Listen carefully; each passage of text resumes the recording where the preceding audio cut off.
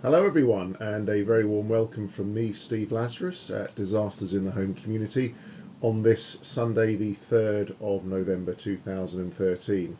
Well, I was away for last week over the half-term holiday season, and whilst I was away we had severe storms over the UK, which is not particularly uncommon for this time of year. And although it wasn't quite as severe as we were all led to believe, there was a fair amount of damage, particularly over the southern part of the UK. Now, my question this week is, when is damage caused by storm conditions not storm damage under the terms of an insurance policy? Well, what exactly do I mean by this? Well, I'll give you an example. I went to visit a damaged property end of last week on Friday. In fact, it was shortly after I returned from my vacation to have a look at a long wall, which had brick-built wall, which had completely collapsed, and the person had put in a claim. The owner of the property put in a claim for the damage to the wall as storm damage. Now, on the face of it, you'd have thought, yes, there were severe winds gusting up to, I think it was 80 miles per hour in and around that area. The wall had collapsed as a result of the high winds, so therefore they have a valid claim for damage caused by a storm. However, on closer inspection, it was quite apparent that the wall itself was in pretty poor condition.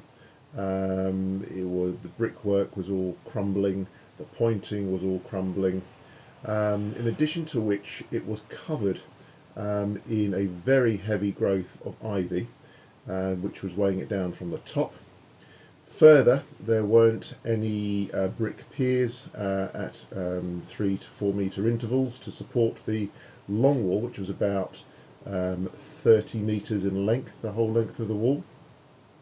So it had inadequate support, and it didn't have any breaks in the wall as well, any joints in the wall to prevent it from collapsing and give it some added stability. There were other features of the wall as well which suggested it hadn't been at all well maintained. So yes, there were storm conditions, yes, the wall had collapsed during storm conditions, but insurers will probably look at the overall picture and say, well, it was just an accident waiting to happen, and therefore there's a strong possibility that the wall won't be covered, and it's a very expensive wall, several thousands of pounds to remove the debris, take it away, and then rebuild this wall. So just because you think something is covered and you think the damage is caused by a peril such a storm, which in itself is covered, doesn't mean insurers are going to pay your claim. So a little bit of food for thought there. I hope you didn't suffer any damage over the course of last week when we had the high winds. But if you did, please share your experiences here and any problems you may have encountered with your insurance company as a result of making a claim for storm damage. It'd be very interesting to us to see how you got on. Bonfire night coming up, Guy Fawkes night on the 5th, which is next Tuesday, I think. Another high risk period for homeowners, and in my experience we often get some claims for stray fireworks which land on flat roofs and cause damage to buildings due to fire and ignition.